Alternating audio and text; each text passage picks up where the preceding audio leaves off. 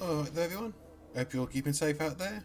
Today I thought I'd just do a quick, not really review as such because I've already reviewed this figure, but just a quick little, I don't know, a look at the McFarlane Toys Mortal Kombat 11 Spawn figure, the Blood Feud Hunter version. Now this is pretty much exactly the same as the one I reviewed previously, but with a different colour scheme and a different accessory, and well, I'll get into that eventually, but I managed to pick this figure up from the fine folks over at Comics&Cocktails. Great UK store.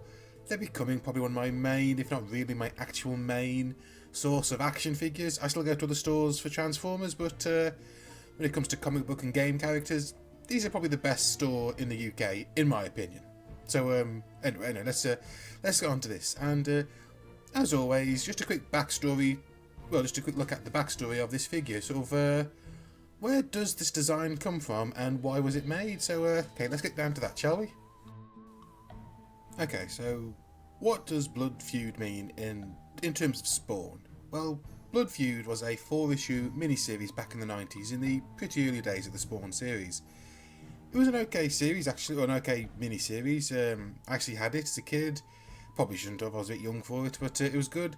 Basically, it was about a bunch of seemingly vampire attacks in the city, whole tenements being slaughtered, and Spawn waking up with no memory but thinking he was responsible, and maybe thinking his costume, because it was alive, was responsible for all this. So he was struggling with, like, is he responsible for all this? And the media blamed him for it. So much so that they hired a vampire hunter named, I think it was Sans Care or something like that. They hired a guy to hunt him down, and the guy did really well. Surprisingly well, suspiciously well in fact. And after getting his backside handed to him, Spawn decided, right, I've had enough, I'm going to rip this costume off me and live my, whatever you'd call his existence, not really life, but to continue on without it. And that went really well for him, seeing as he ended up staked through the heart in his own back alleys, and yeah, it wasn't the best move really. And that vampire hunter, yeah, turns out he was the vampire. He was the one going around slaughtering all these people, just as sort of like a test run to see how he could use the media to manipulate people and, you know, let him do what he wanted. Obviously, this being a Spawn comic, Spawn eventually gets his costume back, fights the vampire hunter, who eventually actually turns into a vampire-like creature and into a snake-like creature. It's very weird, though the main iconic image of the character is him as this sort of tanned looking guy covered in blood. The figure, he actually got a figure of him made, though the figure was based on like his last appearance in the book, which was, I'm guessing, what Todd wanted to make a toy of, because that's what Todd did back in the days. He made characters that he could make action figures he really wanted to out of, and that was made. It was called Sanska, which I think was kind of the character's name. The character's name was a play on words apparently. There's not something. It's like a, I think it was like an Italian or a Spanish language joke or a Greek joke, something like that. But that figure was okay. I didn't have it actually, but from what I know, it was okay. And yeah, that's what Blood Feud was in Spawn. Now, what does it mean in Mortal Kombat? Or rather, why is this figure in this colour scheme in the Mortal Kombat line? Well, okay, as I mentioned in my previous video, Mortal Kombat 11, great game. Todd McFarlane is making the toys for it. So, possibly because of that, Spawn is put into there as a playable character. And like all the other characters, he has a lot of different alternative skins. And one of them is this one, the Blood Feud Hunter skin. And yeah, it's basically just a repaint, an easy to make repaint. And so they decided to, okay, we'll do that. I mean, it's not like there's actually some really good other ones, like they split the character up into 4 different main types, and then each of those types has different alternate costumes, and they all look really good. Like there's a classic Spawn, medieval, Commando. Actually, the Commando Spawn is getting a figure, but it's like a 12-inch giant one. It's not. It looks good. It's just too big, really, but it still looks okay. And obviously, McFarlane is moving on to do another Spawn toys, like the Mandarin Spawn. There's 2 different versions of that coming out soon. So yeah, so that's pretty much where this figure comes from. It's probably an homage to that story, with this character's colours being an homage to the main villain in that story. In the pages where he appeared as a basically just a naked man covered in blood, and this figure obviously has that colour scheme of the fleshy colours with the red detailing.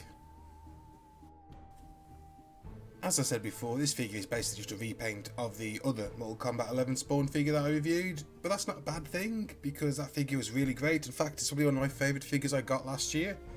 And this figure looks just as good. The colours work well to separate him out from the other version. They're obviously the same sculpt, so you've got the same things like pouches, the same armour pieces, the same cape, same chain, same spikes, but with the variation in colours, he looks separate enough that they could both exist on a shelf without appearing too homogenous. He doesn't look just like a palette. It doesn't just look like a palette swap, even though that really is all that he is. That was hard for me to say.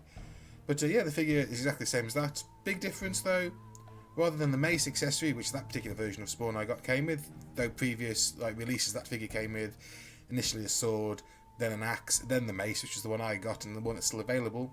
This one comes with the mace. This one comes with the axe of the second release. It looks really good. It's based, I think, on like the axe Spawn had in like the Soul Calibur games. Though all three weapons actually appear in his attacks in Mortal Kombat 11, but this one definitely is referential to his in-game. Like I think like one of the like original Spawn games, Spawn had an axe for some strange reason, and also in one of the Soul Calibur games where you could play as him, he had the axe as well. So that's what this is referencing. It's a really nice looking axe. It looks really good. It's well painted. This version over like the second release version has blood splatter painted on it. Looks really good.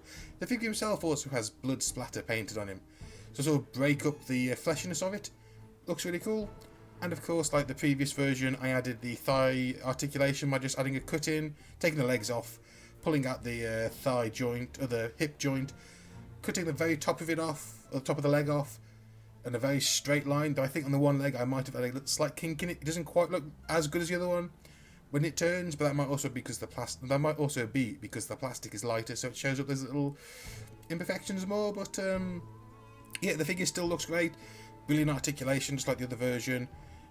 Everything you want, except for obviously that thigh joint, which I added on, which was easy to do. But yeah, the figure looks great. Looks really good with. I've started putting my Spawn figure with these like green flame accessories that came with a Marvel Legends Doctor Doom figure.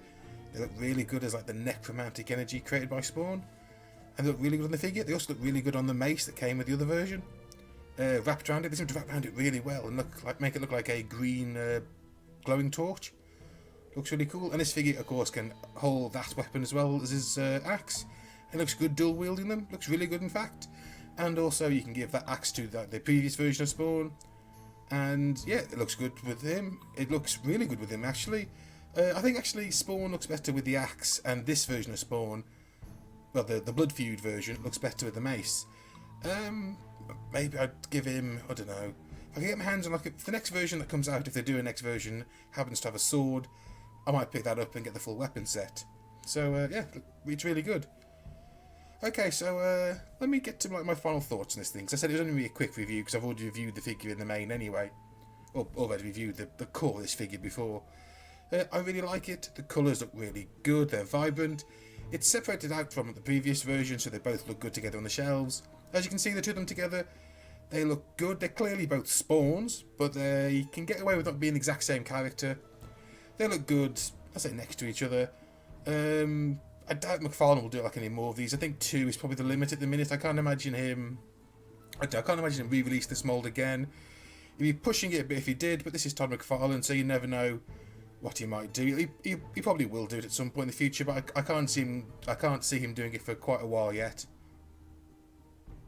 Hi folks, this is me just going back in the video and just re-editing it. While I was editing all this, Todd McFarlane revealed that in his next Gold Label series, he's actually re-released this figure again with a black and yellow colour scheme. It's something like the Apocalypse Survivor colour scheme from the game, something like that. It's black with everything that's not like a bodysuit being yellow. It comes with the mace, and I might actually get it. I'm probably going to get it as well because it looks really cool.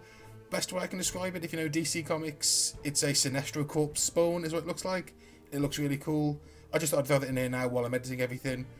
So yeah, that probably I'll probably buy that, and I'll probably be throwing up as a review at some point. But yeah, just thought I'd let you know. So okay, back to this one. these two figures do look great together. And like as I can't recommend this one enough. It was a great figure last year in the original colours. It's just as good a figure now in these alternate colours. And if you do get any more repaints, I'll happily get them. And yeah, I'm really really happy with it. And also a great thing Todd McFarlane does with these, which I'm also really glad about. This figure also comes with the same stand as the last one, so that's something that really helps. I kind of wish Marvel Legends figures came with stands just to help rather than having to buy them separately. Okay, anyway, that's it, folks. As always, stay safe, stay sane, and I'll see you next time. Ta-da!